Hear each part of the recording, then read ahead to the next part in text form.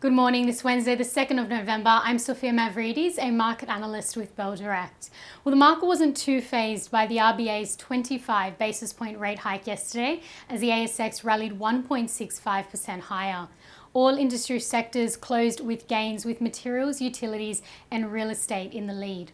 Biotech company Imugene, IMU, was the best performing stock following a clinical trial update, with IMU gaining 11.4% by the close of trade. Nickel Industries, NIC, United Malt Group, UMG and GrainCorp, GNC, also closed higher. And the most traded stocks by Bell Direct clients yesterday were CBA, Northern Star Resources, NST and Telstra, TLS. US equities closed in the red overnight as investors await the Federal Reserve's meeting on Thursday. The Dow Jones closed 0.2% lower, the S&P 500 down 0.4% and the Nasdaq down 0.9%.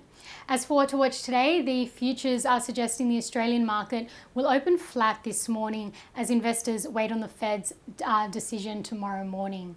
Now, in commodities, the price of oil has rebounded and is currently trading 2.2% higher as a sharp depreciation of the US dollar and tight global supplies spark some dip buying. Gold is trading 0.9% higher as bond yields retreated, while iron ore has fallen 2.4%, extending its decline and hitting its lowest level since April 2020. And watch the following stocks' share price movements today as these companies are set to release some announcements.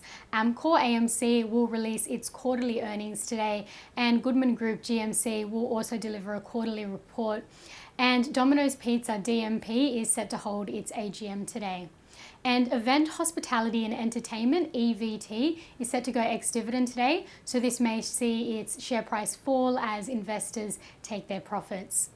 And to end on some trading ideas for your consideration, Bell Potter maintain a speculative buy rating on CLUI, CLU, following the release of the company's quarterly update, with group key metrics broadly in line with Bell Potter's expectations. They have lowered their 12-month valuation from $1.10 to 90 cents, and at CLU's current share price of 50 cents, this implies 78.2% share price growth in a year.